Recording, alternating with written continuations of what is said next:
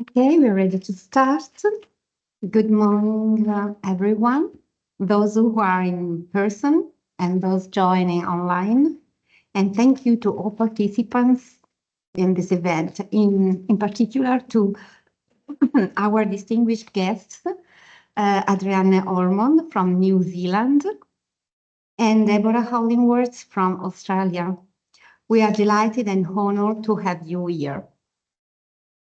As director of the Center for Restorative Justice and Mediation Studies at the University of Insubria, I'm pleased to open this event series, 10 years, 10 lectures, which marks a significant milestone in the life of the center. Founded in October 2014, the center has dedicated itself to fostering research, sharing knowledge, and promoting best practices in restorative justice over the past decades. In the celebration of the Center 10th anniversary, I propose to host an international event that delves into theoretical foundations, practices, and advancement in restorative justice worldwide. Departing from our usual annual lecture format, we have organized 10 lectures across 5 days, symbolically dedicating to each continent. I'm grateful to the components of the center and our PhD students for their invaluable support in organizing the 10 lectures. Through this unique series, we hope to provide the scientific community, experts and practitioners, but also our students of the restorative justice course and PhD students with a rich and expansive platform for reflection on restorative justice. This program brings together prominent scholars, experts, and practitioners who will share their insight, tracing both the evolution and the contemporary challenges of restorative justice on a global scale. This initiative serves not only as a tribute to the work of the center, but also is an opportunity to look ahead and imagine new avenues for growth and collaboration. In short, thank you all for joining us in this celebration and for contributing to what promises to be an inspiring and thought-provoking journey into the world of restorative justice. Well, we began our journey into restorative justice across the global space by looking to Oceania, a region rich both in tradition and innovation, especially in the field of restorative justice. Today's speakers are exceptional representatives of this spirit. Our first guest, Adrienne Ormond, is a senior lecturer at the Nangapara Center for Restorative Practice at Victoria University of Wellington in New Zealand. She will share insights into Indigenous restorative justice from a Maori perspective, reflecting the deep-rooted cultural values of Aotearoa. Following her, Deborah Hollingworth, a legal and regulatory practitioner at Victoria in Australia, will address the role of restorative justice in environmental law with a presentation on restoring traditional owner cultural law to environment protection. In addition to her expertise in environmental protection, Deborah also contributes to Aboriginal strategy and partnership, enriching her perspective on integrating Indigenous principles into regulatory frameworks. I would like to express once again my heartfelt thanks on behalf of all the members of the Center for Restorative Justice Study to our distinguished guests for accepting my invitation. We are especially grateful for their flexibility in joining us during our class schedule, despite a 12 hours time difference. I'd like to add a personal note, if I can. I had the pleasure of meeting Adriana and Deborah at the Summit on Justice and Innovation in Honolulu last February. And that meeting was organized by our colleague Lauren Walker, who was our esteemed guest here in Italy last September. Listening to both Professor Ormond and Professor Hollingworth in a panel devoted to environmental restorative justice at the very beginning of the conference, it really inspired me, and I had the opportunity to reflect on their deep words and significant expertise.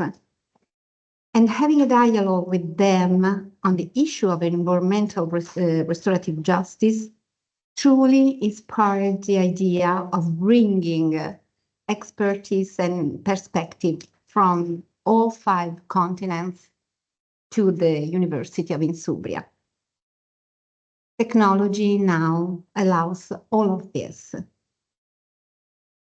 So we are looking forward to your presentations, beginning with Professor Adriaan Ormond. Adriaan, I give you the floor. And if you like, you can introduce yourself to the audience. Thank you so much. Thank you, Gracia. I will just bring my presentation up.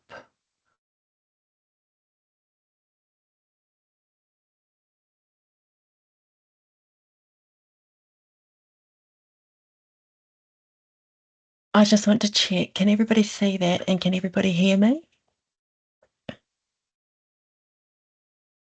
Okay, we can see your presentation now. Perfect.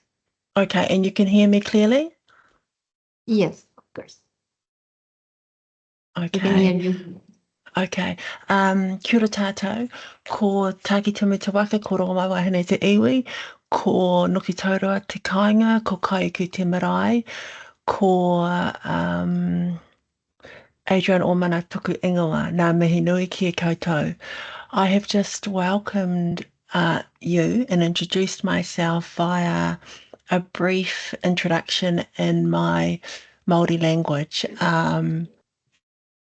As you can see from the first slide, it's my honour to speak to you today as part of these celebrations, and also privileged to work with Professor Gracia in restorative justice. I am from the Māori Indigenous people of Aotearoa, which is New Zealand. My Māori nations are o mai wahine, Ngāti Kahungunu and Ngāti Tūwharetoa, and I am from an area called Mahia Peninsula. Just to help contextualise that, this is a map of Oceania, and you can see Australia, the bigger continent, and then the smaller one in green is Aotearoa, New Zealand, which is where I am from. Contextualising it a bit more, this is a map of the North Island, of those 2 islands, and in this map, sorry, I had some things that are not coming up. Okay, on the North Island, I am from this area here called Mahia Peninsula. And on this peninsula, I am from a very specific part right here on the tip. And here are some pictures of it. When I introduced myself, I mentioned that I was from Noki Taurua and that I was from a particular area. And I also mentioned some of the geography. And so these are some of the landmarks. This is one of the mountains that I associate with my identity of being from this area. This is a river that I associate also with my identity and who I am. Excuse me. And these are some of our cultural meeting houses that I am from. This is Tuahuru Marae, and this is Kaiuku Marae. I just want to stop and check. Am I speaking too fast? Is it clear? Would you like me to slow down?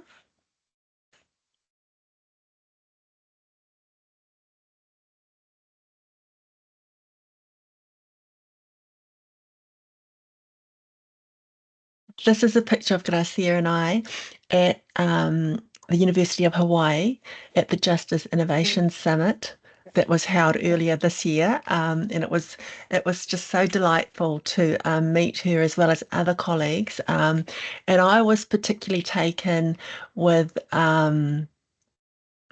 Gracia's critique. Her critique was phenomenal, and so it really held my attention. And then I made time to speak with her later because it was just so on point in terms of critiquing ontology, epistemology, and the power dynamics that are at work in dealing with restorative justice and dominant and minority cultures. I also met Deb, who is going to speak to us next, and we were sitting outside in the sun when we took this photo, and you can see there in the red circle, that's a picture of the plenary that we were all involved in and spoke to in terms of restorative justice and environmental restorative justice. So having introduced myself, let me move forward into the lecture. Here I say that the lecture begins, but I also have this icon of a flag, which is the Māori flag, and it's red, black, and white. And so you will see those colours reiterated throughout the PowerPoint. Just think of them in terms of the Māori flag that is symbolic for freedom, justice, and the right to be Māori in the way that we want to be. This is a brief abstract, and I will send Gracia the PDF of the PowerPoint so that you can have access to read this with more time later on. Basically, in this presentation, I want to take a step back from talking directly to what I see as more contemporary ways of speaking to restorative justice, and to set the context for understanding how Indigenous people understand restorative justice and how we come to it. In order to do that, I need to talk about some of the history and dynamics of Indigenous people, and I need to bring in an Indigenous worldview. Now, because I am Māori, I cannot speak for all Indigenous people, and there are many different Indigenous people in many different Indigenous communities. So I will speak to my community, the Māori community, and some of the things that I speak about will apply to other Indigenous communities and some won't. But there will be a lot of common threads, as well as hopefully I will give you an in-depth view of the Māori community from Aotearoa, New Zealand, and how we imagine and experience restorative justice, as well as our aspirations for restorative justice. So I will explore a Māori worldview through kaupapa Māori. I will discuss the history of Māori as the Indigenous people of Aotearoa. And when I say the Indigenous people, I should also point out that as the Indigenous people, we are a conquered people. And so I will speak to that in my presentation, as well as some of the dynamics that creates And this will feed into restorative justice or restorative practice and the approaches of it. When we engage with restorative justice or restorative practice, we are doing so from the viewpoint of seeking emancipation, Māori sovereignty, or what we call tino rangatiratanga. That's a long word, and I will explain that as we go. This is some of the vocabulary that I will be using, and I have sent Gracia a handout that she can pass to you later that has this exact information on it. So let's head off into understanding a bit more about my people, the Māori people. In terms of Aotearoa New Zealand, we are a minority. And if you look at this small chart here I have, the dominant group is European, those are the descendants of the British conquerors who came to Aotearoa in the 1800s and conquered it and brought their worldviews and their beliefs and their habits, and that now forms the dominant culture. As well as it's a multicultural nation now with other ethnicities coming in. But the main dynamic that I'm going to speak to are Māori people and European people. European being the descendants of the British conquerors. In Aotearoa right now, the current population is 5.1 million, and the Māori population make up 16 to 17% of that population. So out of 5.1 million, we make up about 100,000 people, which isn't a lot.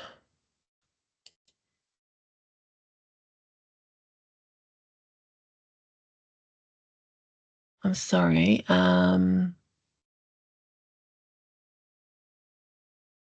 Okay, that's not showing up. Okay, there we go. Okay, so just another breakdown there. The stats really vary between 14 to 17%, so according to which database you go from, but we sit between 14 to 16% in terms of the population. We have 7.4% of Indigenous people from the Pacific Islands, and the majority, once again, are European. Now, in terms of the demographic breakup of the population, the Māori population is a young population with the bulk of its people sitting.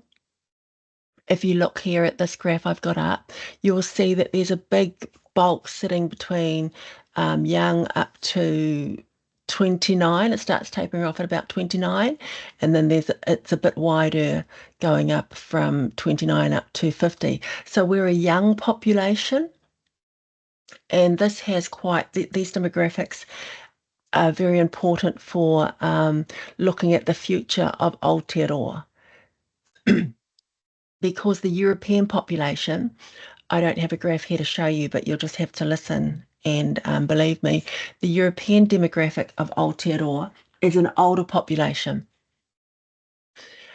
And so demographically, this means that with the European population aging and the Māori population being a young population, then it is a Māori population that will rise up and become the dominant group in 20 or so years.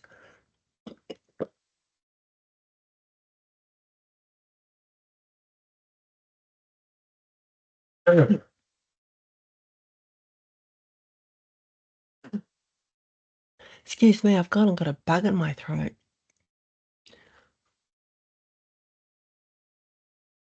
In terms of Indigenous people, this is a chart that shows some of the characteristics of what defines Indigenous people. And these characteristics will be generic to other Indigenous communities. So the population or the community that Deb is going to talk to after me, these characteristics will apply to them also. So first of all, we need to have an enduring population with our natural environment, or the natural world. We need to have an enduring population, an enduring relationship with the natural world because we are in a relationship with it. That relationship needs to endure over centuries of time. We have our own customs and belief systems and knowledge systems.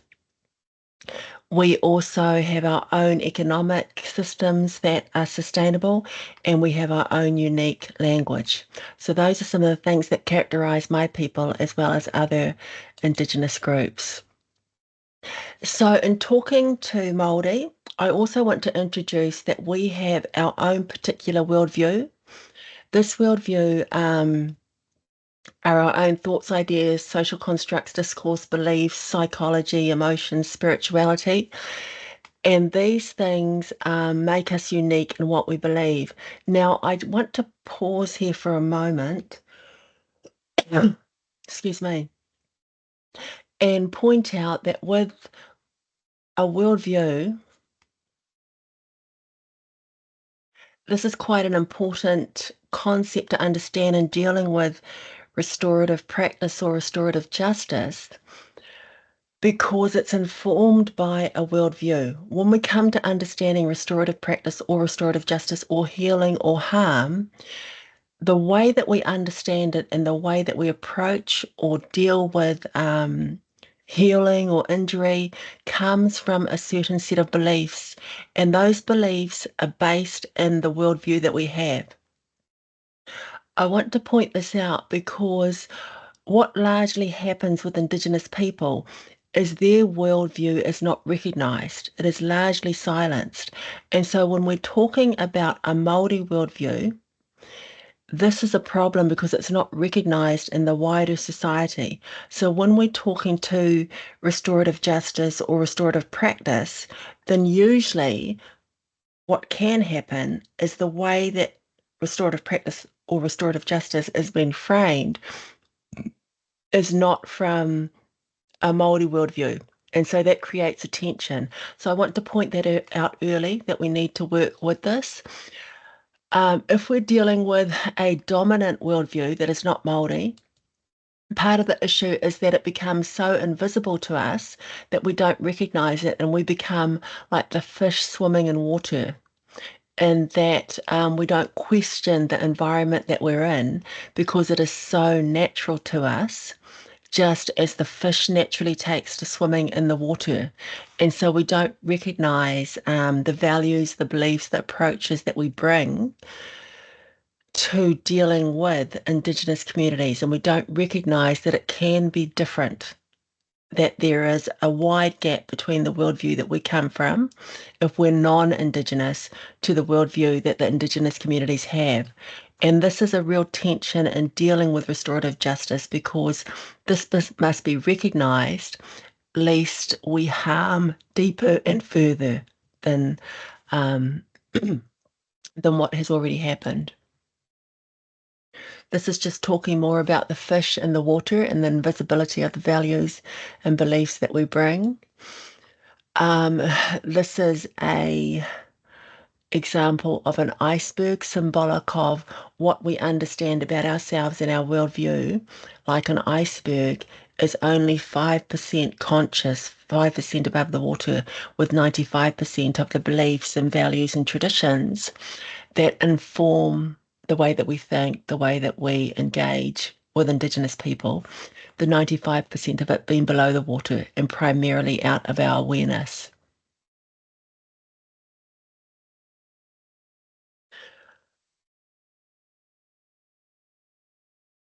As I've said earlier, restorative justice comes from a worldview. Now, I've sat in many discussions, and now and then I hear people say that restorative justice comes from the Indigenous world or the Indigenous knowledge system. I haven't seen this argued with credibility yet. And so I will talk a bit about this later on, but just pointing out now that if you're non-Indigenous, then the way you practice restorative justice will come from the worldview that you're raised in, which will be non-Indigenous, which you need to be aware of in working with Indigenous people. Coming to Aotearoa, New Zealand, This is a map of our country, and we basically have two societies. We have the colonial society that comes from the Europeans that conquered, and then we have the Māori society. The Māori society has a different worldview to the colonial European society. The Māori society worldview, for this discussion, I am naming as kaupapa Māori. Kaupapa Māori worldview acknowledges Māori beliefs, Māori knowledge systems, Māori ways of being, and it is by Māori for Māori. This is quite significant in restorative justice. We do not seek to be saved by non-Indigenous. We seek to be able to use our own knowledge systems in restorative justice to address our own healing. We do this because we have a history of being betrayed by those who have sought to help us, as well as we understand ourselves as experts in our own worldview, in our own experiences, our own meaning making, our own way of being. So I'm calling the Māori worldview in this lecture kaupapa Māori. Kaupapa Māori differs from the dominant worldview of the European society in Aotearoa. This is just a breakdown of kaupapa Māori. It is, among other things, of being a worldview. It's a political statement. It carries all our beliefs, values, traditions. It sits in scholarly practice, and it will be a restorative practice led by Māori. That will be key to it. It will not be a restorative practice led by non-Māori. It must be by Māori for Māori.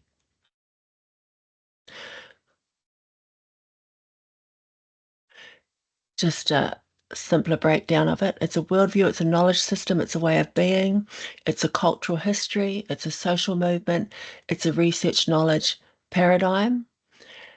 In summary, kaupapa Māori as a worldview is the right for Māori to be Māori in the way that we wish to be, not in the way that the state wishes us to be or that non-Māori want us to be.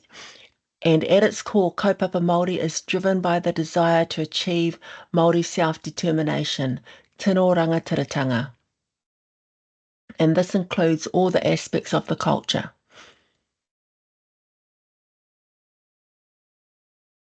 Tino rangatiratanga is Māori sovereignty.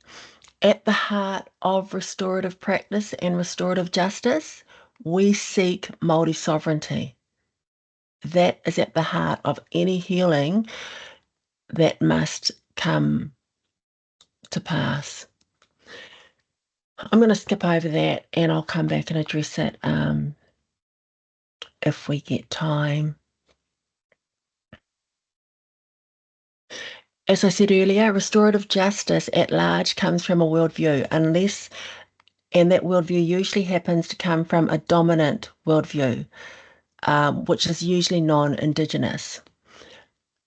In Aotearoa, that dominant worldview is European. This comes from the history of coloniality. Coloniality was the conquering of the people and then the embedding of certain values and beliefs that were contrary to Māori, which has caused over a century of harm and denial of who we are, the loss of resources, the loss of culture, cultural genocide, resulting in many things that we now deal with and try to bring in restorative practice and restorative healing for. Many of those injuries come off the history of coloniality.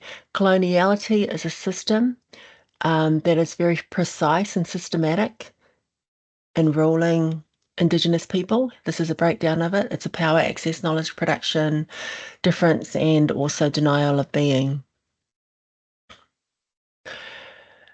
Kaupapa Māori as a worldview attempts to unpack this matrix of power and unpack it. So if we're talking restorative justice or restorative practice, it must address decoloniality or decolonization. It cannot be embedded in a dominant system and not seek to address that power access. And this is, of course, speaking to kaupapa Māori as the worldview and Māori people as the Indigenous population.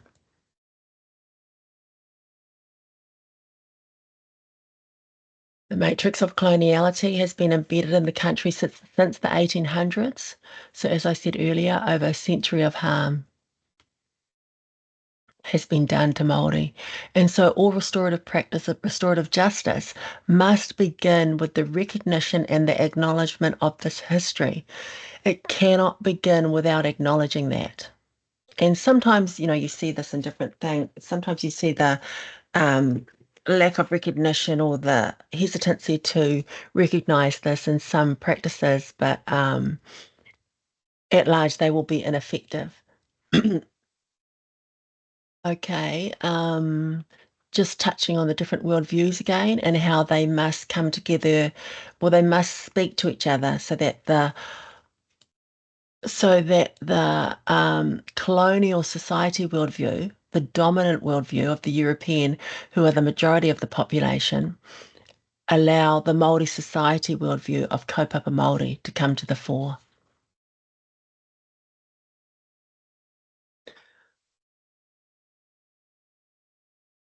Kaupapa Māori gives full recognition to Māori cultural values and rights. It strategically positions and challenges that matrix of power. So if you're working in any branch of restorative practice or restorative justice, you are also working in strategically challenging those power dynamics that have done the harm. And when I'm talking of harm, I'm talking about cultural genocide, economic destruction, the breakdown of the culture, the language being taken. These are huge systemic issues for Māori that have happened because of this matrix of power here.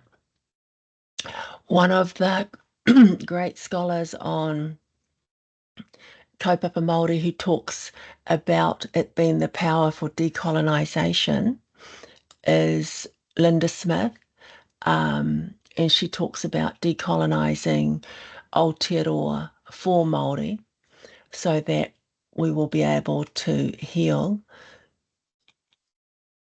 and to flourish. So kaupapa Māori, just summarising this again, kaupapa Māori is a worldview, it's a knowledge system, it's a cultural history, it's a social movement, but at the heart of it, it is the right for Māori to be Māori. It is tino rangatiratanga. It is Māori sovereignty. We seek this because of these harms, because of the inequalities caused by colonisation, which I've mentioned previously, but here they are, here the points are here. The land loss, the disconnection from ancestral lands. Now, if you remember earlier, I put up the slide on the characteristics of Indigenous people, and the first point was that the Indigenous community must have an abiding relationship with the natural world or the natural environment that extends across centuries of time. So if you look at the inequalities caused by colonisation, land loss and disconnection from ancestral lands hits right at that core of what it means to be Indigenous. It hits at the relationality of Indigenous people with their natural world. And when I introduced myself at the beginning and I said I was from this place and I showed a mountain and a river and a beach, that's because of my relationship with them. And I am what I am because of them. They are a part of me and I am a part of them. And so when I experience this land loss through coloniality, it isn't severe because I've lost a resource. It's severe because I've lost a part of myself, a part of being Māori. So kaupapa Māori acknowledges that, it recognises that, and the issues that causes and seeks to return or address the harm done there. Okay, so just quickly moving on, some of the inequalities caused by colonisation are the land loss, which I've mentioned is huge. Socioeconomic, the health inequalities are a big one that we deal with now in talking to restorative justice and restorative practice. The criminal justice system, the overrepresentation of Māori in it because of the breakdown of the culture and the colonial matrix of power, the educational disparities and the cultural suppression and erosion of Māori language and practices. These inequalities restorative practice seeks to address them through the Treaty of Waitangi, which is a treaty that we signed with the European conquerors in the 1800s. At large, it hasn't been honoured, but we fought for rights there through kaupapa Māori, and we have settlements with the state. We also have restorative practice through legislation, through the state justice system and some of the interventions. And some of these are well known, such as family group conferencing and different legislations that are that talk to New Zealand being progressive in restorative justice. This is a bit more in detail in terms of some of the legislation and practices that you may have heard of. These are state legislation, restorative justice practices. This is restorative justice being legislated into the state legislation. These are some of more of the well-known ones. Now, there is a tension with these state legislation practices in that they are by the state and they are addressing some of the issues that coloniality has created. And so this is a very complex topic that we could do a few more lectures on, but just raising your awareness to it at the moment.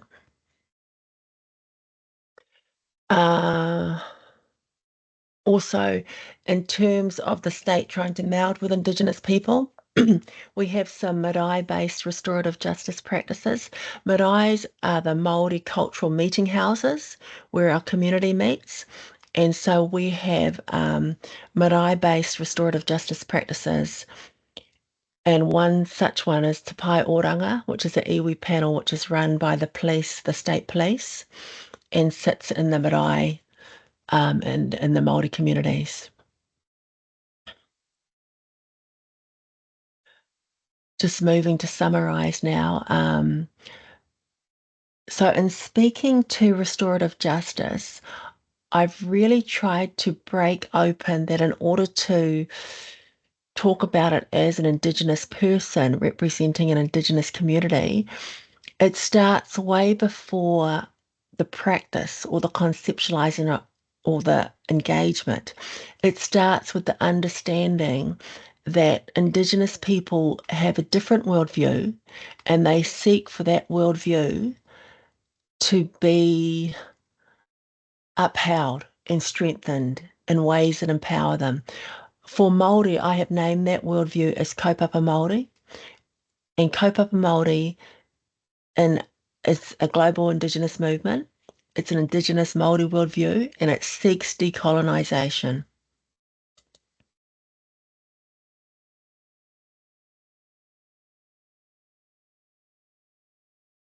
That's just another slide on the same thing.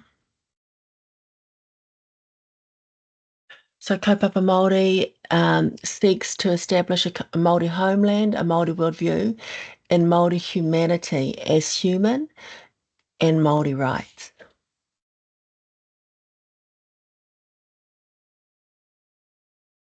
So that in essence, we can live in harmony in our own country with those who live here also who are non-Māori. So this ends my presentation, and I'm going to pause now and see if there is any time for any questions and just check in with Gracia.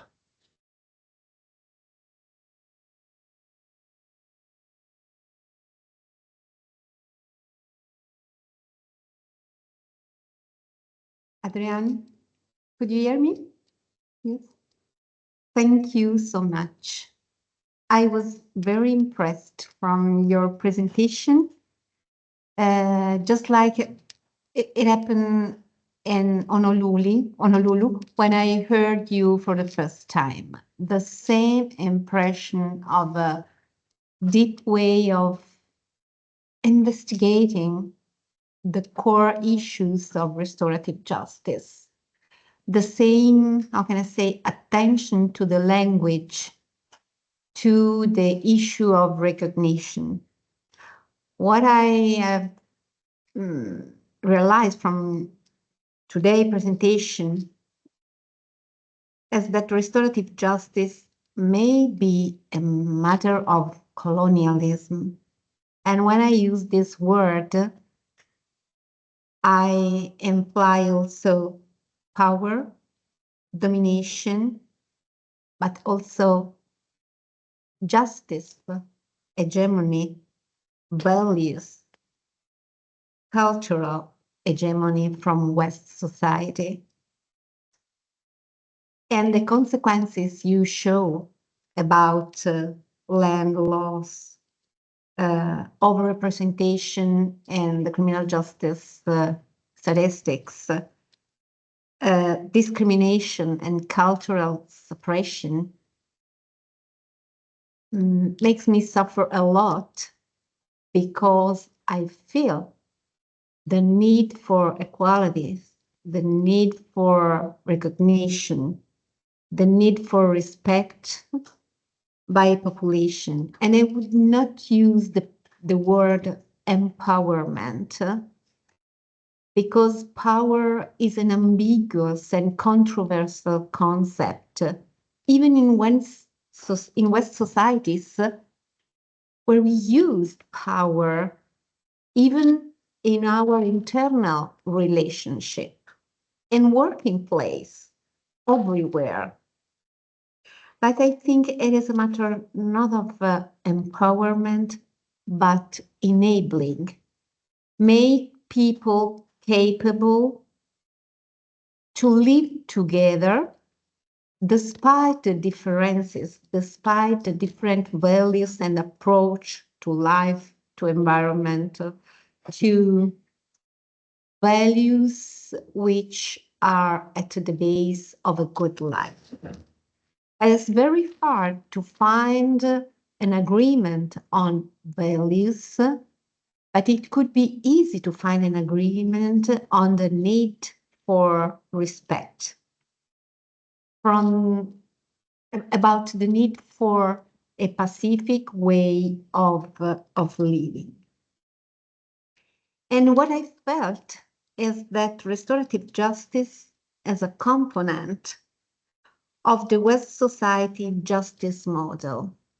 So we more or less derived some restorative justice methods from indigenous population, and then we remanaged those methods according to the values and of the setting of powers of West society.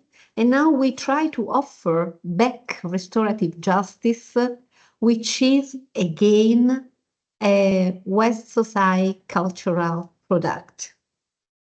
And what I see is a new soft way of colonialism. We have no reason to be now. So I think we should be very careful when we speak about restorative justice in West society.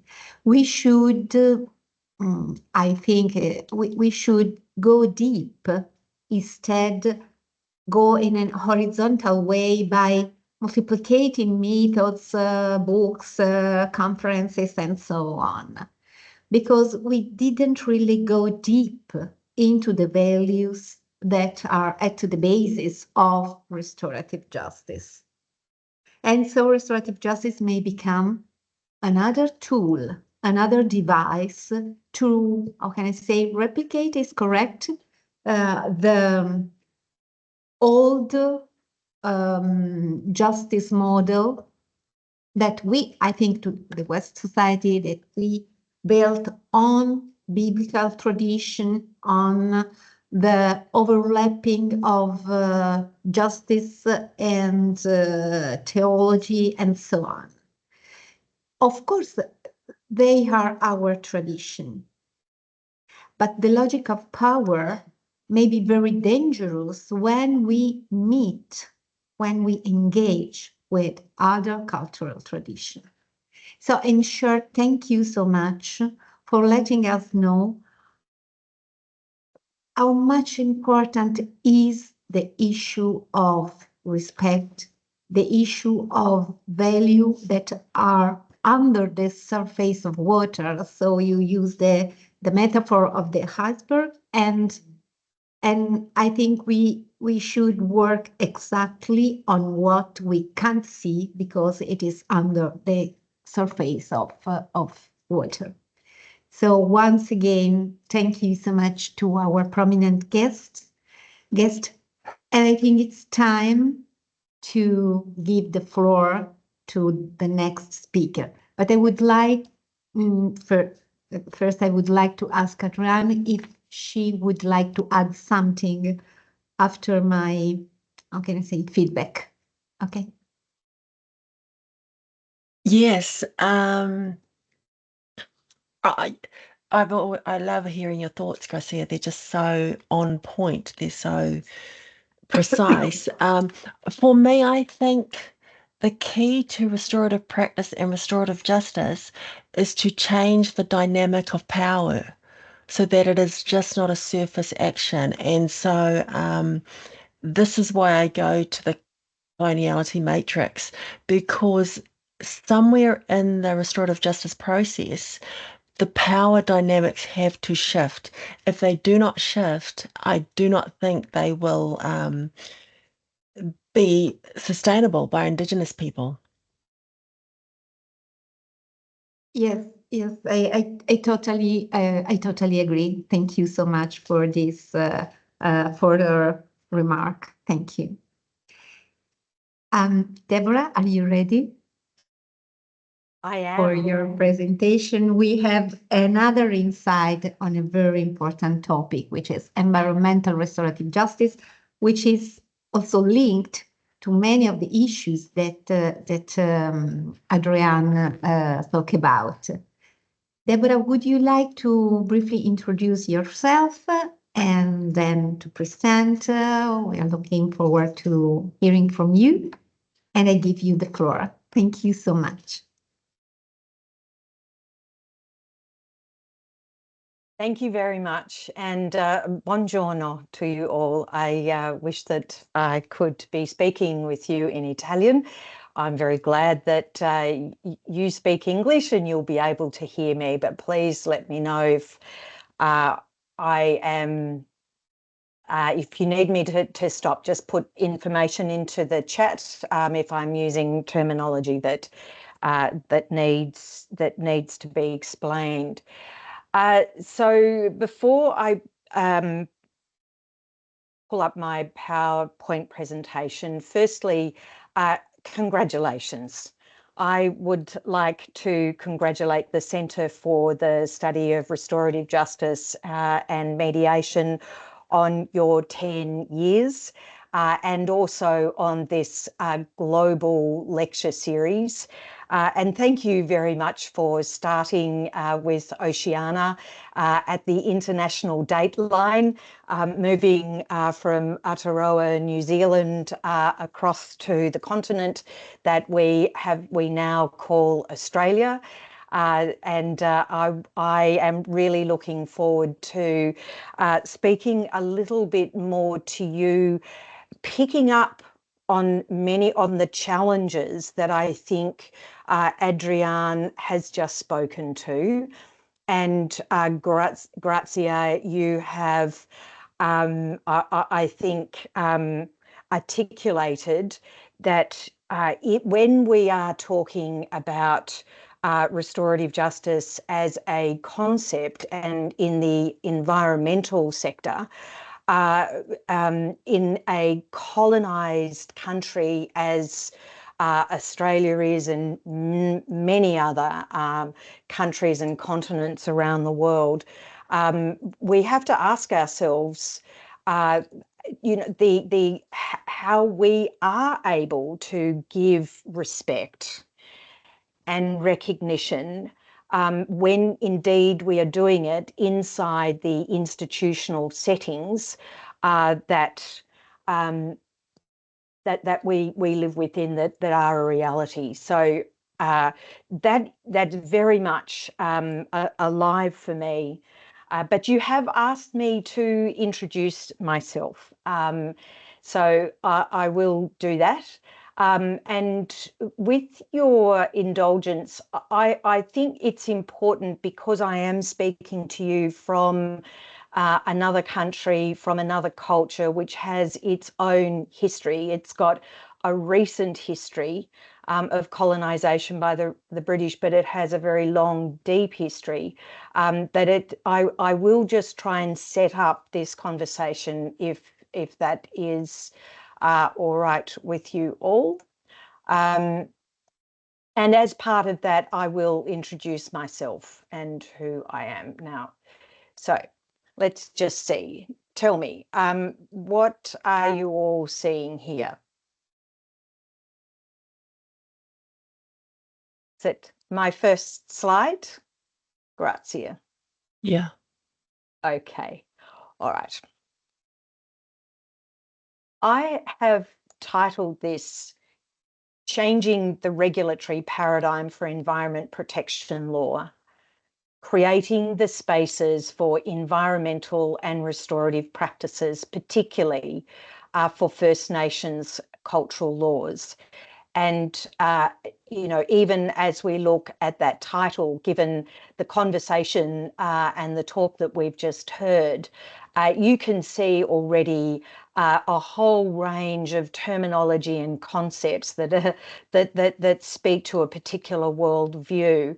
The concept of the environment, that comes from a worldview that is not shared necessarily by First Nations cultures. And we've talked too about our conceptualisation of restorative practices and restorative justice.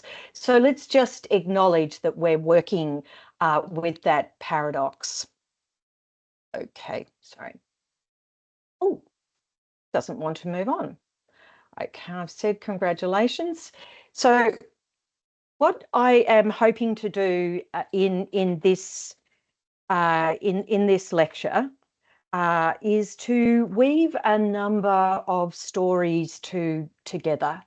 And I use the word story deliberately, because here in Australia, storylines are very much part of First Nations Aboriginal culture, but they are also, stories are very much part of our own, everybody's traditions.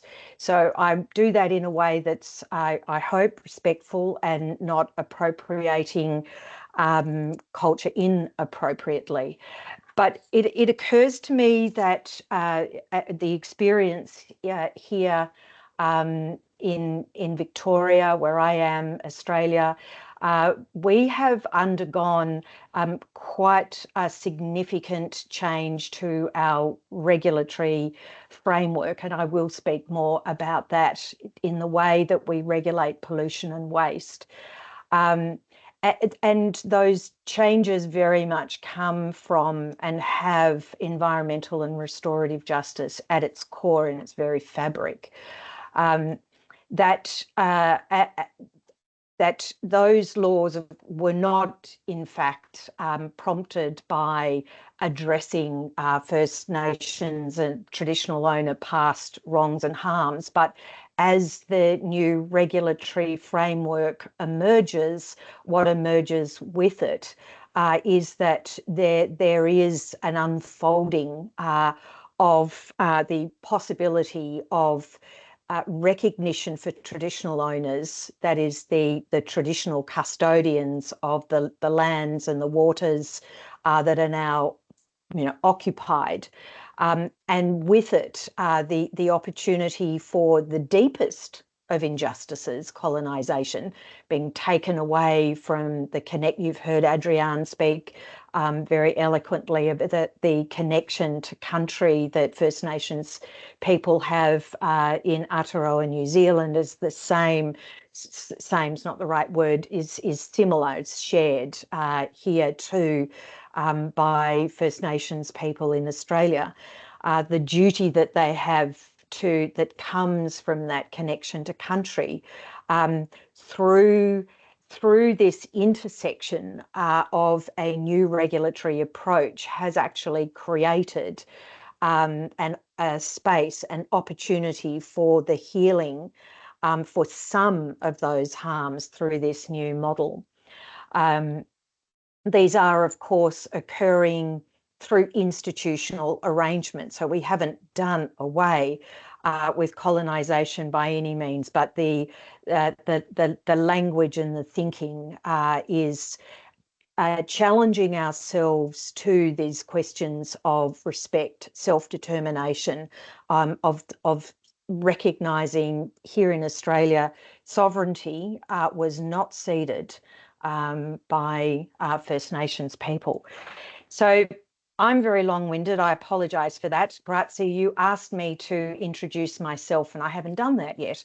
I've introduced my topic, but not me. And I think it is important that we acknowledge our perspective that I'm speaking from. So I am a lawyer. I am a regulator. You've heard that. I live in the state of Victoria in Australia, and I'll speak a little bit more about that in a moment. That being a lawyer and working for a regulator means that I work inside that institutional framework. I'm steeped in it. I took an oath of office. I find it hard not to think about the legal instruments and tools that we operate within. I'm very proud of that opportunity that I have had to be operating in that context. But I also want to acknowledge, and you can see the two photos there, that we have our professional persona, and all of us do, and then we have the things that are moving and challenging. Sometimes they come together, and they certainly have for me. I'm very privileged to be working at the Environment Protection Authority in Victoria, Australia, where I have had an opportunity to set up programs and develop relationships on behalf of the EPA with traditional owners in Victoria. I am now that role, that work is, I'm still involved in it, but it is consistent with self-determination. Those functions and the people in the unit should be Indigenous, led by Indigenous people, and the work has very much been setting up those relationships, and I will speak more about that too. What I am doing now is establishing the EPA's Office of Environmental and Restorative Justice. I'm not sure how many environmental regulators have made an organisational commitment and included that as part of the function. So in the organisational framework, I certainly know in the US that there are a number of commitments, and there's Office of Environmental Justice, which we're very much modelled on. But I say all of that by way of context, because my experience, we don't do it perfectly, but my experience at the EPA is that we're working within legislation, and we have an organisational commitment to understanding environmental justice, to we say operationalise and to recognise that we are regulating in a context where there have been deep harms and wrongs. So that's a little bit about me. But and I guess I wanted, before going further, I made a little note to myself. So that's me, but who are you? I don't know who my audience is really. I can see a lot of names on the screen. They all look Italian. So I'm making some assumptions here. I haven't looked closely enough. There may be some people outside of Italy in Europe. I'm assuming you're all here because you're interested in justice like us, and that you're interested in healing, however we call it.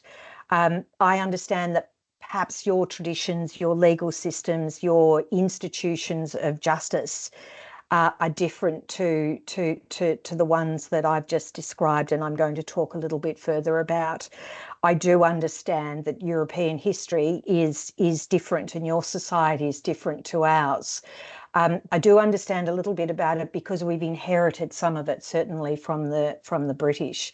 But what we have here in Australia is something that's very unique, which is the oldest continuing First Nations culture in the world. Aboriginal and Torres Strait Islander Aboriginal people living on the continent have been here for 65,000 years at least. And I just want to pause as we just digest that, and you think about the, you know, what we think of as old. So that I find actually hard to even really contemplate. And I invite you to reflect upon that too. So just going back here, I didn't really explain this. This is in the picture on the right-hand side, me with a mat, and my friend here, she made that weaving, and it's on my wall, and I'm looking at it now as I'm speaking to you. This place is Maparu, and it's in the northeast in Arnhem Land, right up in Australia, right up at the very top end. It took, I was there with a group, it took us 2 days to drive into this community. 2 days we drove across Kakadu, and it was quite a journey. And then when we were there in the community, just a small group of us, and thereby arrangement and invitation, we learnt from the women in the community how to weave, collecting the pandanus, dyeing it, and then making it. This is a community in the Yolngu people in Arnhem Land. The Yolngu have been living on country. They are continuing their culture. We do have a history of dispossession, but not everybody. So this is a culture. My friend here, she speaks maybe 5 or 6 different Yolngu languages, and she's practicing her culture. So that's a deep privilege for me, and I think I put it up there as a reminder to me and to us all. So more context. I think possibly you all know this. So this Australia is a federation. And with it means that with a number of states, which you can see here, and the state I'm in is in the state of Victoria, which is in the south of the continent. And the laws, the environmental laws that I'm about to speak to are those of the state of Victoria. But the issues that I'm speaking about are very much ones that, so we have different laws across Australia, but they're very much shared problems. The northeast Arnhem Land where I was is, if you can see at there's the triangle and the Cape York at the tip, and then there's Arnhem Land is like the table in the middle. If I could point, you would, yeah, it's like that northeast tip is where Maparu is. It's a long way away in every sense. So, look, I think Adrienne spoke a little bit about this, so I won't dwell too much on the colonial past. But I was at an event today with Indigenous colleagues in the Victorian Public Service, and I was reminded by them that it is important for us, and they do encourage allies to continue to speak about the deep silence of the last 200 years. In Victoria, many parts of Australia now, it is customary for us to do to acknowledge country before we commence our talk, and that's what I would normally have done in a presentation such as that.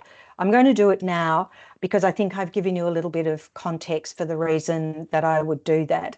But in our practice, in our institutional practice, before we have big meetings or we're doing presentations, we acknowledge that we are meeting and we're speaking from and we're conducting ourselves from the traditional country of the traditional owners. Where I am is the country of the Wurundjeri people, and what we do and say is that we pay our respect to the traditional custodians of the land and the country that we're meeting on, and extend that acknowledgement to their ancestors, to their continuing connections to country.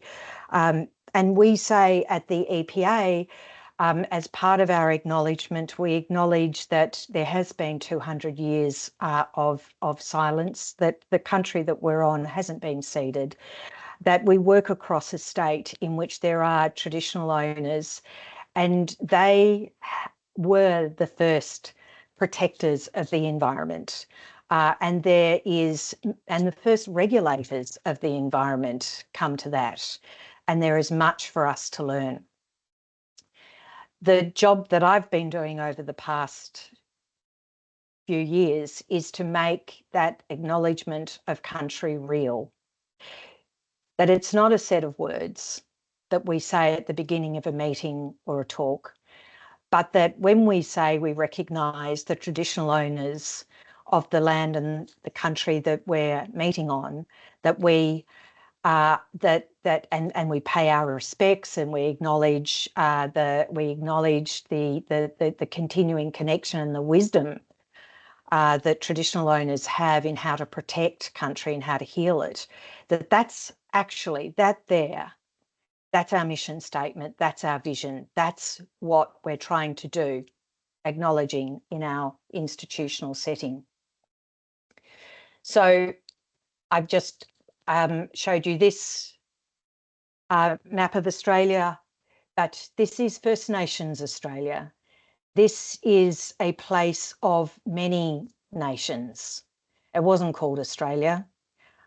Each of these countries had their own names. They had different languages. They have different cultures. There are some commonalities between them. There are song lines. Running, and that's a deep concept that as a non-Indigenous person I find hard to understand myself and hard to explain, and perhaps not my place to explain, but there's a lot of material on it. My journey and challenge, both personally and working at the EPA, is to understand those connections that traditional owners have, to understand the knowledge that's there, That is that traditional owners want to share and want to be protected and want to be taken into consideration in the context of the work that we're doing. I find this a very beautiful map of Australia. I look at it. If I go back to the one that's here, where we have, boundaries of where our states are. And I hope you're able to follow, and I'm not moving that my slides in a way that's confusing. But this is the First Nations Australia that we have a lot of work to do. So in thinking about that and how we're framing restorative justice, we are thinking very ambitiously about what that might mean.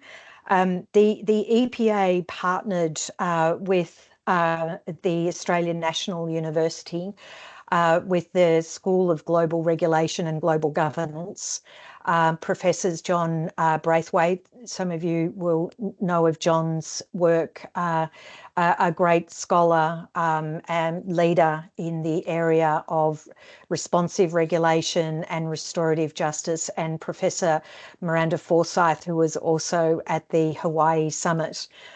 In 2018, John, Miranda and others at the ANU, is how we refer to it, approached the EPA knowing that there was new laws in the making, and offered to partner in a research collaboration, which we have agreed to, and I've been privileged enough to be the industry investigator and partner in that long collaboration.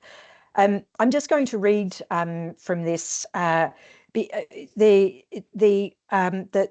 a lot of work there's a lot of publications that have come out of this work. One of the things that we, just in thinking what institutions do, is we tend to be very reductive. We reduce things to, what is definitions in legislation, to what sits in, organisational frameworks. And restorative justice has often been kind of relegated as something that is an alternative concept that you could consider at the end of a prosecution. And so the starting point for this research collaboration, and it's been very powerful in terms of the thinking at the EPA, is acknowledging that a lot of our engagement around restorative justice in environmental regulation has tended to focus on the value of things like restorative justice conferences, of restorative justice tools, and, that are part of enforcement procedures. We think, well, when we're talking about restorative justice, because there's something to restore, because there's a wrong or a harm. But as I've just talked about, there's we can have micro harms and we can have very big global harms and wrongs. So how does restorative justice help us think our way through that? So the broader hypothesis that we've explored with ANU is that, of course, there is a place for those set pieces, for the restorative tools, and we need to have them. But we don't see restorative practices as being only those. That thinking in a regulatory context, we can think about what does restorative regulation look like, and give a conceptualization of restorative justice in that context, which shifts our thinking, shifts the conventional framing of restorative justice to a way of regulating that's focused on healing, that recognises there's healing to be done. It's not punishment obviously has its place, and that's important, but thinking even, before harms have occurred, if we operate in a way that is restorative, we might prevent harms from occurring. That if we conduct ourselves organisationally as a regulator in ways that are informed by restorative practices, that we and here's the plait here, that if we weave it through the regulatory framework, that we create an environment, a regulatory environment that is oriented to the healing of harm. Now that's really critical. I think that kind of thinking is exactly the weaving together of the First Nations cultural laws, LORE, and our regulatory laws. How are we going for time?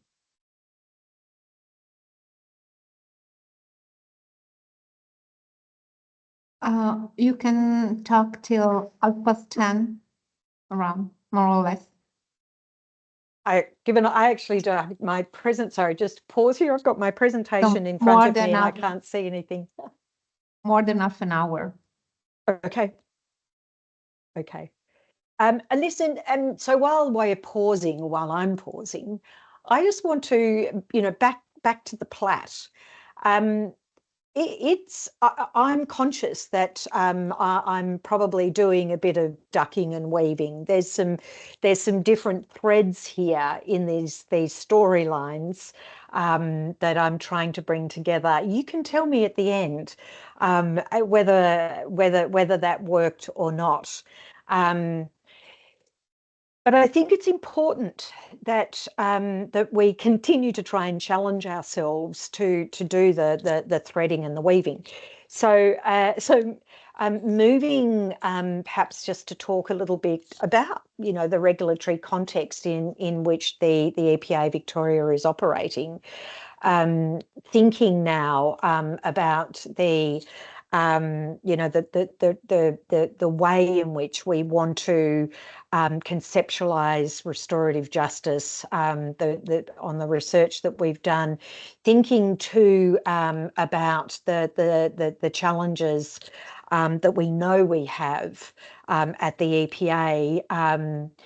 Working in the environmental sector, knowing that our colleagues, the traditional owners, have a very important role to play in prevention of harm to the environment, to country, and to its healing. So now switching a little bit to talk about the regulatory framework. So the Environment Protection Authority is a state agency, as I've already said. We're set up by an Act of Parliament.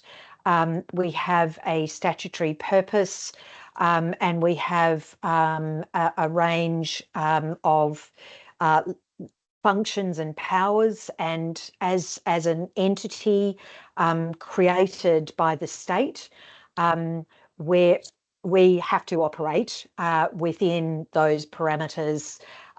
If we don't, that can be challenged. Our statutory purpose is to protect human health and the environment from the harmful effects of pollution and waste. And I understand that the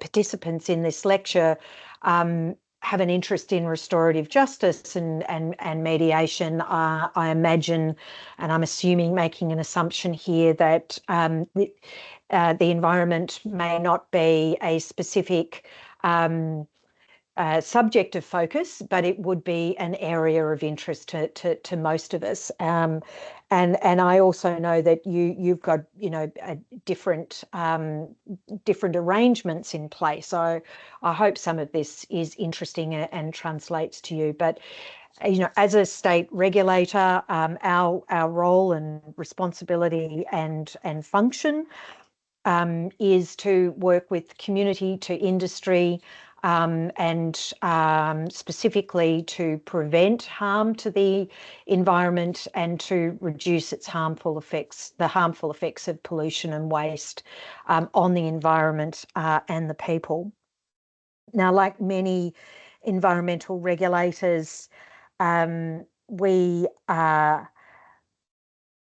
environmental laws are a product of, they're a product of statute, and they're quite recent.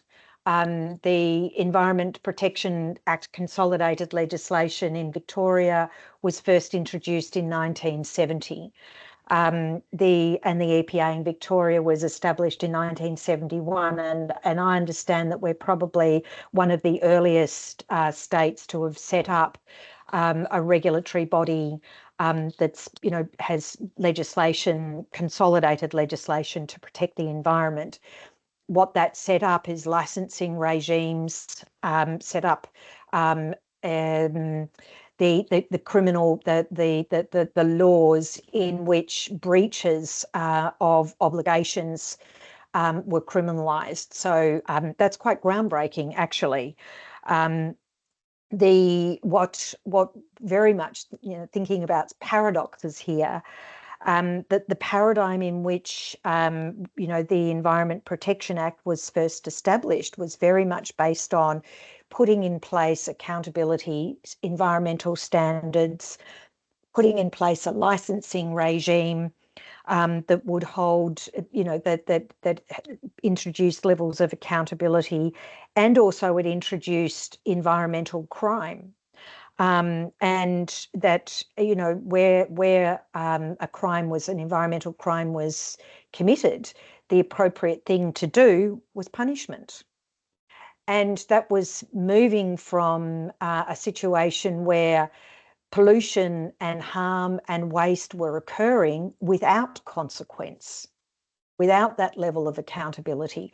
So it was actually very groundbreaking that the 1970 Act introduced a situation where it was not only an offence, it was a criminal prosecutable offence for industry to cause pollution.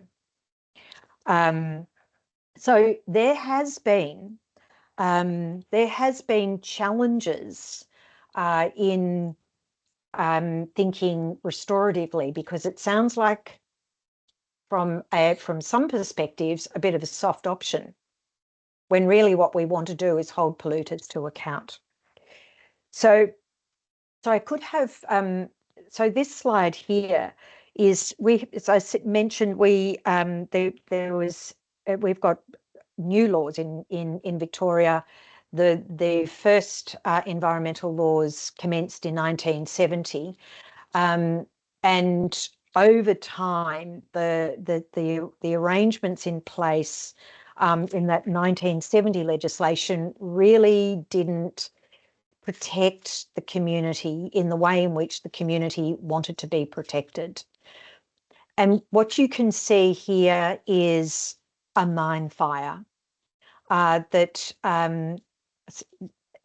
occurred in a township in Victoria. We have in the Latrobe Valley.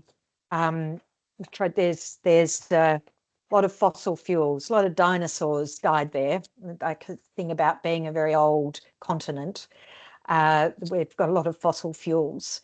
The Latrobe Valley in the state of Victoria to the east has been mined for its coal, and it has powered has been the energy source for Victoria.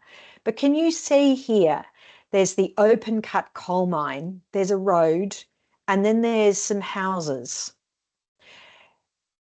The EPA was not, I might say, responsible for these decisions, but a situation came about, thinking about an environmental justice issue, in which it was allowed that an open cut coal mine could be so closely located to a township. And that open cut coal mine was also very close to a very treed forested area. In 2014, in our bushfire season, that open cut coal mine caught alight, and those horrific pictures you can see there is the coal mine burning. The people in that township were subjected to, and these are photos taken from the town, that is what they saw. The town was blanketed in smoke for 45 days. It was, of course, how that situation came about was absolutely not, was, you know, a combination of factors. But one of the realizations of the state and of the inquiries that followed it was that many of the environmental laws that were in place were just not fit for purpose. The Hazelwood mine fire triggered, there was a massive loss of public confidence in the EPA as an environmental regulator, even though the EPA was not the regulator of the mines, didn't make the decisions about the location and the permissions there. When big things happen, that really doesn't matter. And there were a number of inquiries that came out of that to look at the health impacts, to actually look at the causes of that mine fire, which then in turn led to other inquiries that that decided that really what we needed to do was a complete rethink of the way in which the environment is regulated, and to recognise, and I think this is very restorative, to recognise there's a relationship between the environment, the regulators, the regulated, and the environment itself. That the community have quite rightly, to be protected, and that the Environment Protection Authority has a role in that, where it ended up, and these things take the mine fire occurred in 2014. That took a number of years, but there is now in Victoria a new model for the protection of human health and the environment, and I say that the trigger for the new model very much comes out of a concern, an environmental justice concern, and the need for prevention and for restoration itself. The legislation itself was, an act of restoration. What the inquiries found is that the Environment Protection Act 1970 was consequence-based. We're chasing pollution, that you wait for the pollution event to happen. If you can prove beyond reasonable doubt, which is the prosecution standard, that there's been pollution, then the crime has been made out, then there's some punishment. Well, as any of the people near an environmental crime will say, what's the good of that? If it didn't, we hear people say all the time, you might not be able to change the consequences, but I don't want this to happen again. So the new legislation, which commenced, it's 2017, but it commenced in 2021, was to put in place a system that allows for prevention, and it does that by focusing on identifying risk of harm to human health and the environment. Okay, and the act and the way in which it does that brings in a new balance, the new mandate, to the EPA with powers and functions.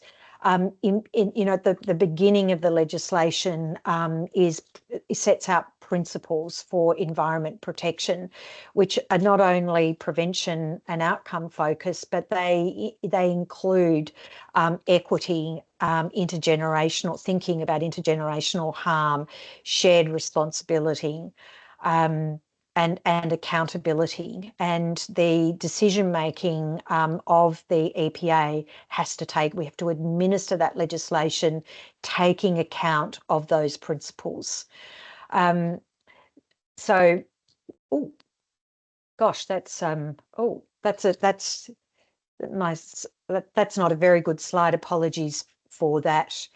So out of that is opportunities for environmental justice, for thinking about the distribution and the burden, the obligation to identify the risk of harm, and allowing citizen participation.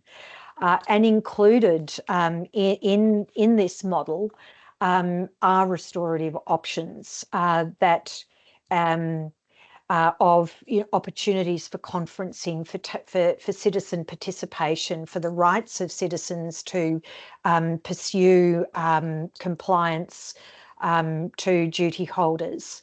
It does exactly what the ANU have identified is where we all gravitate to with restorative justice often. Of course, it's not surprising to find that alongside prosecutions are restorative provisions for restorative projects instead of fines for restorative justice adjournments. We have in our toolbox of the new legislation many of the restorative options and tools that you would want to see. Does that make us restorative? I think the premise of the Environment Protection Act 2017 is responsive to an environmental injustice, and it seeks to be restorative, but of course it isn't going to be unless that toolbox is opened and used. So how are we doing that, and how tying back to the story of traditional owners, the foundation of the Environment Protection Act 2017 is that there is a duty of care to human health and the environment that is shared by everyone in the state. That's the foundation. The general environmental duty, as we call it, is criminally enforceable. And the obligation on duty holders is to take the reasonably practicable measures to minimise the risk of harm to human health and the environment. So everybody sitting around in that circle, that doesn't matter whether they're dry cleaners or running an industry, whatever your business activity is, the obligation, that duty of care, is to do the risk assessment, to ask and identify where the burden, where the risks lie. And that that obligation is there irrespective of whether you have a license. Many of our big duty holders do. It applies in applying to everybody. It means we're not only just chasing pollution events after they've occurred. We're not just giving permission through a licensing regime. What the fabric of the arrangement here is that everyone has to identify what those risks are, and they need to take the reasonably practicable measures to minimise it. So drawing back then to the opportunity that this regulatory reform has created for First Nations cultural values and knowledge systems, the objective standard by which duty holders need to do their risk assessment and establish the steps that they need to take is to do that against an objective criteria of the state of knowledge. What is best practice for the particular activity that I'm about to take as a business or an industry or whoever I am? What is the state of knowledge here about that interaction between human health and the environment? The state, so the state of knowledge comes from various sources. It comes from industry guidance, business standards, from science. It can also come from traditional owners. It can and does. The regulatory pathways that have been created through this this particular framework allow for traditional owner cultural knowledge where it's available, where it's shared, for that to be part of how risks and activities are determined. So you can see here, standard looking industry guidance, and then a country plan from some of the traditional owner corporations. So, industries, when they're doing their risk assessment, when, for example, they're thinking about, what if they're a particular activity, if they're going to do an activity, for example, near a waterway that is of cultural significance to traditional owners, they need to factor that into their risk assessment to discharge their general environmental duty. The country taking it a step further from protection to restoring cultural values into environment protection is a next layer and a lot more complex, I might say, in that it sounds very paternalistic, doesn't it? That we can, the best we can do is protect cultural values. Thinking about the things that, that Adrienne has been speaking to, that's a long way from self-determination, isn't it? It's just, it's you tell us you tell us where your sensitive areas are, and we'll make sure we protect them. Well, what we hear the same things that Adrienne has been speaking to, that from traditional owners. And it's articulated in the plans that they have for their country. You think that map of First Nations Australia that I showed. In Victoria, there is a number of nations that are living that are here before us. In those nations, those traditional owners have plans for how they want country to be cared for. And, that's their edict to us. And it's really interesting to look into these countries, and I've just put something up here, the Gunai country plan, which is actually the country where that mine fire occurred, articulates something that's replicated in many of the Caring for Country plans, which is, again, that Adrienne spoke to, that interconnected relationship that traditional owners have with nature, with cultural values, with the stories and the song lines, with the ancestors, that are present, notwithstanding the silence, the great silence that's been imposed for more than 200 years. That traditional owners say all of our country's linked. There's no separation between landscapes and waterways, coasts, oceans, natural and cultural resources, which is very different to how, the Environment Protection Authority thinks about things. We segment things, there's water here and land there, and we separate it all out. The worldview that is being spoken to here is one of interconnection. They're linked. and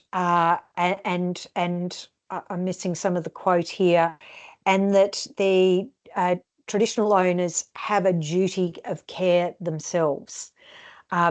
That responsibility they have, and again, you know, Adrian has spoken to this. It's you know, as some of our traditional owners have explained to us, when you make decisions about putting you know, an industry in a particular place or something happens, it's a bit like doing that on your mother, doing that to your, you know, it's we have been there's the layers of harm here of you know, being settled, of being taken off country, and as we're coming to understand, being denied the opportunity to fulfill their responsibility, their duty to protect the environment. So that has given way and for us really an important challenge as we deepen our relationships with traditional owners, as we understand their plans for country, the work that they're doing. Their advice to us is that, you know, there is such a thing as right fire for country. We have a big fire problem in Australia. Right plants for country, right plants for country, right water for country will actually help deal with some of the fire problems. There's a huge amount of work that is underway between agencies of the state and traditional owners to restore cultural values. Not perfect, and I really don't want to hold out that we're doing things perfectly. We aren't. There are limitations, but a lot of this really overlaps the duty of care that traditional owners have for country. Of course, you know, it aligns, it resonates. It's not the same as, but as it turns out, the general environmental duty that's now the foundation of the Environment Protection Act, along with all the other restorative mechanisms, have created the new conditions for traditional owner cultural values. And these pictures here of scar tree, of plants, of totem species. And Grazia, I remember you asking me, what's the hat? What's the picture of that hat? That is an eel trap, folks. That is an eel trap. It's a woven eel trap. You saw the weaving of that I have of my friend. This is another form of weaving. This is an eel trap and used to trap eels. And I've got a picture that I'll show you of a World Heritage area of where the eel traps, where the traditional owners of particular Budgebim have been cultivating lava fields and using these eel traps. So traditional owners will say, look, you know, we have been caring for country for 65,000 or more years. We've been regulating it. We've been regulating ourselves. We've been protecting and caring. We've been doing this in particular ways. We've got knowledge here. We have knowledge systems. And we want them to be part of this recent 1970, 2017 iteration of environment protection. And you know, back to the intersection of the stories here. It strikes me time and again that it's taken us, you know, we've done a lot of damage in 200 years. We did damage and we realized we needed to bring in some environmental laws, and then we realized those environmental laws weren't quite good enough, and we've had another go at some other ones.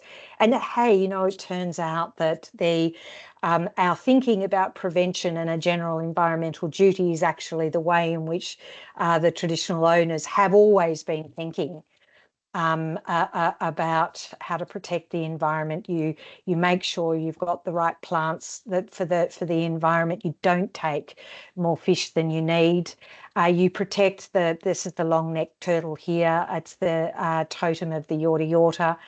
And you don't eat or take or harm your totem because you've got a relationship with it. Gosh, I'm feeling like my talk's a little bit sort of my storyline's getting a little bit skewed here. So really, there's that parallel as it translates. The government didn't set out. It did not set out to mirror and parallel traditional owner thinking. It didn't do that. It's just that that is actually what we've ended up with. But another intersection point is that in Victoria there is other initiatives that are also restorative, that there is a big discourse taking place that perhaps some of you have followed or heard about in Australia and certainly in Victoria, of righting the wrongs of the past. In our state, we have voice truth treaty, or at least the startings of them. We do have recognition in our constitution at a state level. There is an elected assembly and a voice for traditional owners in a First Peoples assembly.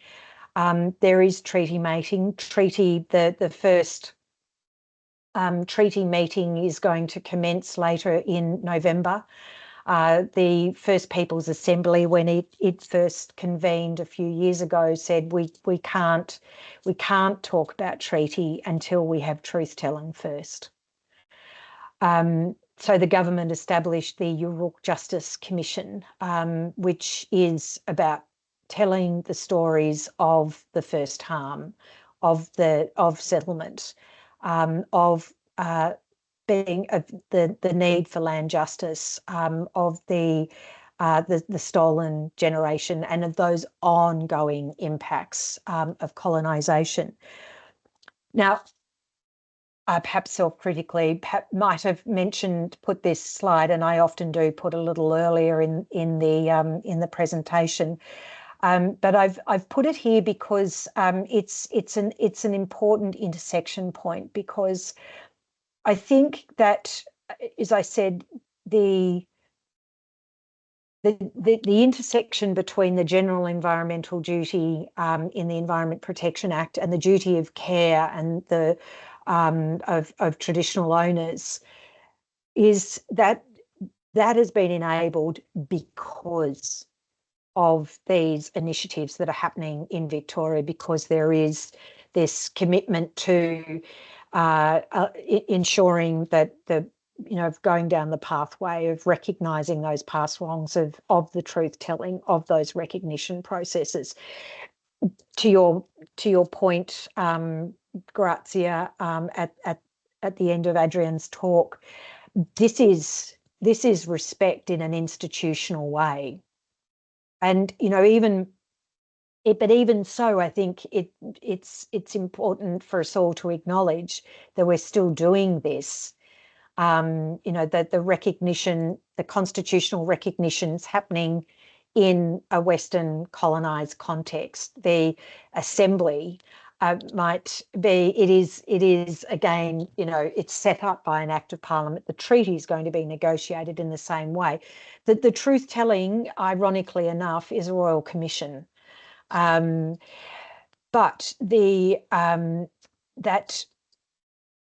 what we are trying to do, what is really the commitment of the government and of traditional owners that are participating in the process, is that if we continue that dialogue, that we will be on that path to reconciliation, to being restorative. And my experience and observation, having worked in this area, over the past few years is that we could not have gotten to the point that we have to have the conversations that we are now having with traditional owners, to be building those partnerships and relationships if we didn't have these other legal policy recognition arrangements in place. So I'm just going to move through these quickly now. We had a meeting with traditional owners on Jara country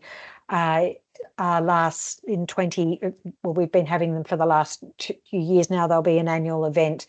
And what we decided is that while we were talking, we sat in a circle for 2 days with traditional owners, that we had an illustrator to come and illustrate and capture our conversations. What we're learning is that as tradition, if we are meeting halfway, then, and consistent with self-determination, we don't go with our agenda. We actually go openly, and we meet collectively. We meet in circles in a way that is non-hierarchical, and discuss. And we have circle conversations. I mentioned that I was at a Indigenous leadership graduation ceremony this afternoon for the Victorian Public Service, and the way in which they've been conceptualising some of this is that there's circle time. We have times when we're actually exploring and talking in circles, and then we do what you like to do in the public service in your institutional framework, and we'll move to triangle thinking, which is a little bit more hierarchical. But our ways of working that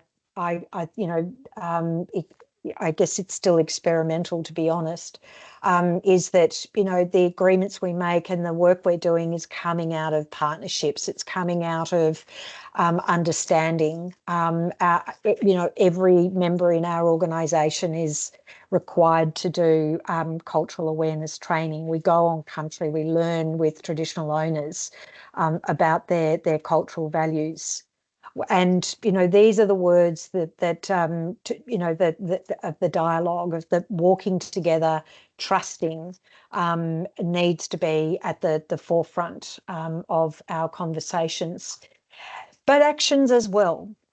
So we are walking and talking and acting. And one of the important things that we're doing is, because we do have those tools in our in the Environment Protection Act, we do take prosecutions, is that and that those prosecutions do often result in significant fine monies, that those monies are ordered. We make these applications that the court actually pay the money to the traditional owners to do things like just very exciting, different projects that are focused on cultural values. And you can see some words down there that just identify some of the projects that we have. And we have this, a really big program that we've invested in, again, in building relationships. You can see the backs of all these people.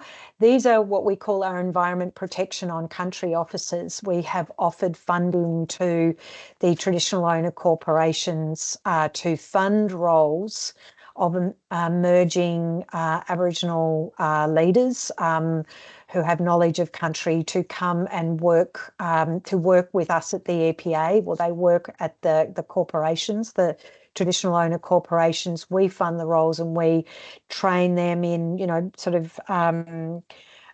the environment protection laws, so that we can do that two-way knowledge sharing.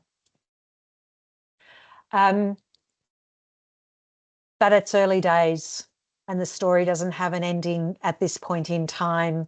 It has a start. It's got some threads. It's got some really powerful threads. They're not perfect, but they give hope that we're on a trajectory that is restorative, it's healing, that it's honest and recognising past harms and recognising that the cultural laws, LORE, of traditional owners does and can have its place in environmental law, LAW. There are a lot of challenges. Institutions are not easy to work with, and it's very easy to just revert to tools and to be very reductionist. But it's an interesting story, I think, and one to be continued. Grazia, I will leave it at that point and stop sharing and say hello to you all.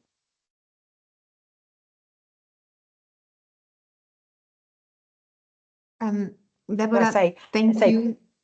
Prego. Thank you, grazie, grazie molte.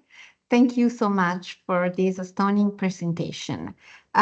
We really had a great start into the celebration of the 10th anniversary, and thank you for your words, your kind words about our anniversary and celebration.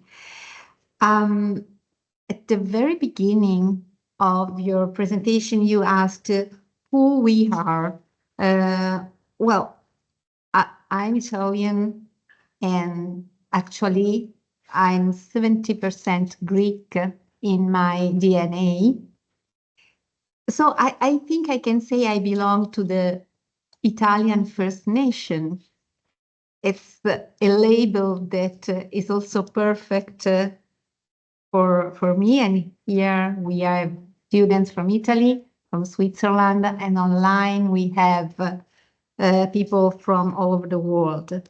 But what I can say to answer to your question is we are persons, people in dialogue, engaged in a deep dialogue, which is invaluable. I think, this seems to me the deep value of today's lecture. But coming to your presentation, which is really meaningful and resonates to me. Well, when we met in Honolulu, I promised myself to invite you and Adrienne to have a lecture in Italy. It is very, very important.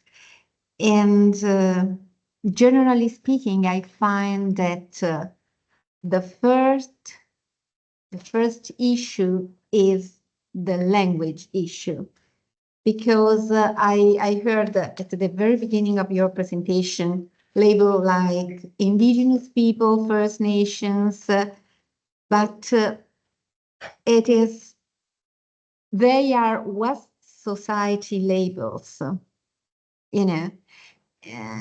when we speak about Indigenous people, we are speaking from a West society point of view.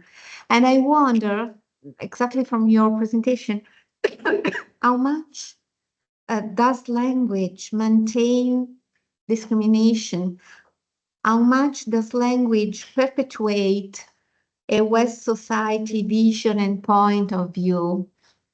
How much does language maintain distance?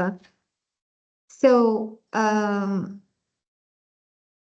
it is important to promote, as you clearly expressed, a space for dialogue, a space for healing, a space for restoration.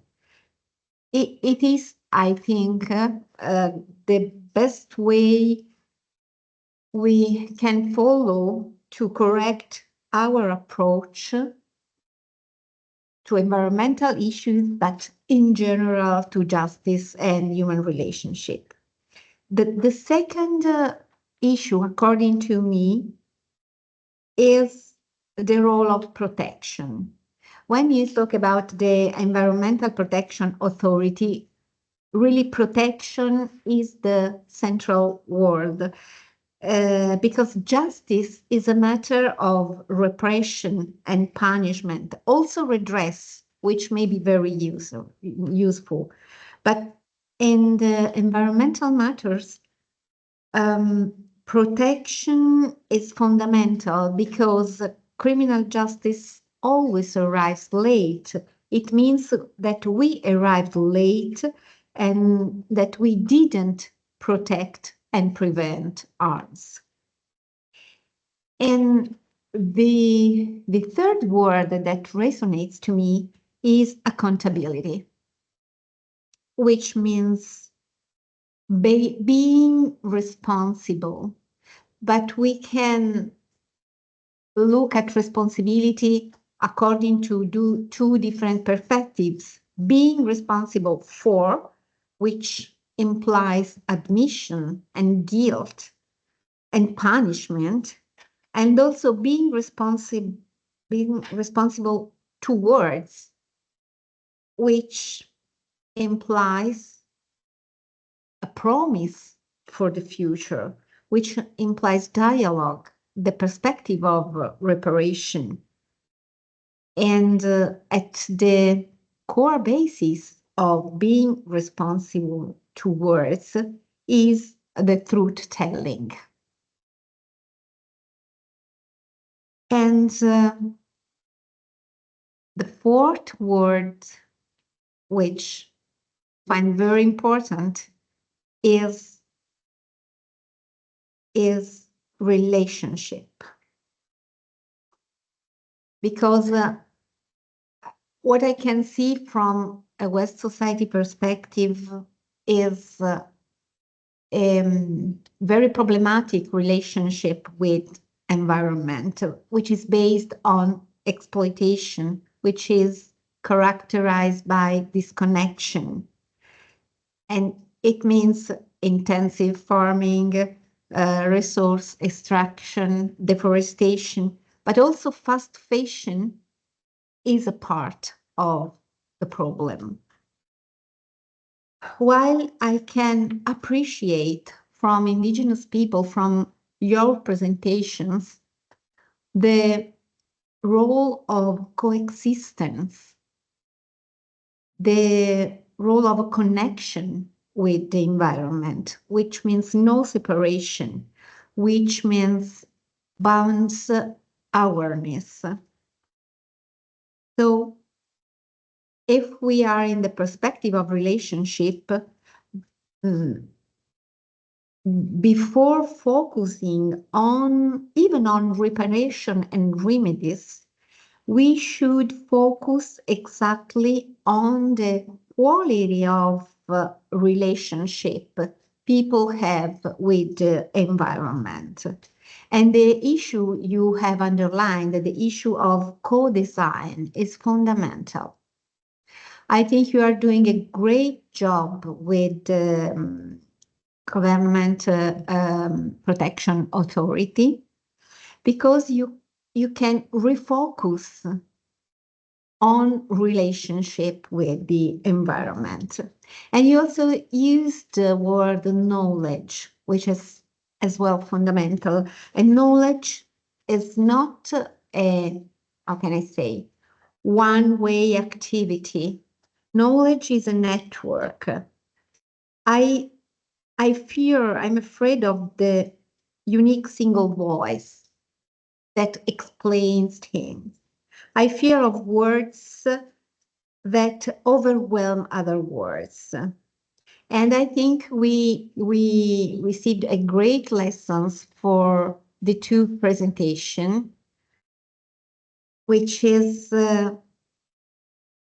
engaging dialogue and promoting knowledge is really fundamental, because there isn't an only truth, but we have different approaches and truths we should explore. These are my impression, and I'm so sorry that I can't express myself clearly in English. I lose a lot of nuances, but I really try to do my best with my poor means. You're very articulate. Deborah, would you like to give me a feedback, or would you like to add something for our audience and public? Look, I think you're right about we need to challenge our thinking about knowledge, and I'm just perhaps leave you with it. Reminds me of something that one of our EPOC's Environment Protection on Country officers is an amazing young Indigenous leader that we're all learning so much from. As he says, they're starting to re-walk country again, and he described our laws, LAR, and general environmental duty. If we think about it as these knowledge systems and our laws as like living beings, that and I thought there is knowledge is two-way, isn't it, or three-way? It's not one thing. You don't collapse it, and so the more we think expansively and learn, but yeah,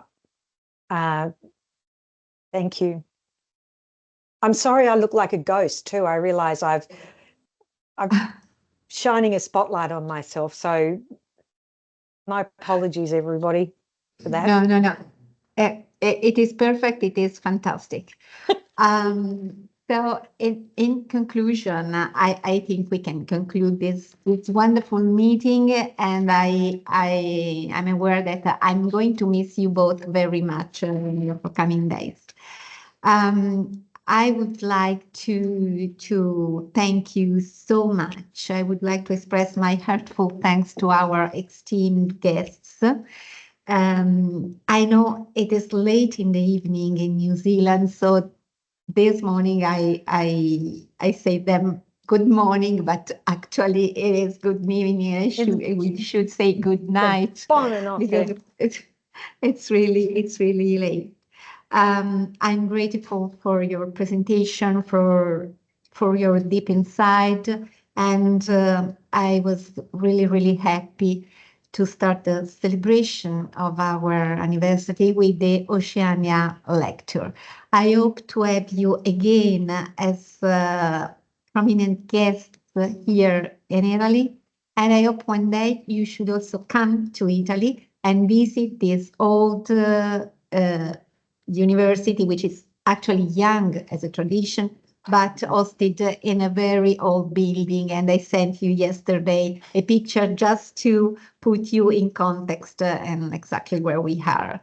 On behalf of the Restorative Justice Center and on behalf of the students and of my colleagues, I really thank you for your presentation and for your presence.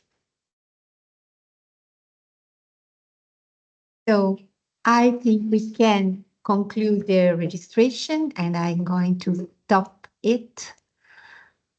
And we have a few minutes of record with our students just to resume and discuss a bit in Italian what we received from you. So we'll leave you to that then. You can disconnect. Thank you again. Okay. And thank you. Have a good evening and night. Have a very good day, Thank everybody. you, Garcia. Good night. Bye now. And a great lecture series. Maybe you can hear l'applauso from the... I'll say again, prego. I say also goodbye to all Ciao. our Ciao, ciao. participants online. Bye Ciao. now. Bye-bye. Ciao. Bye-bye.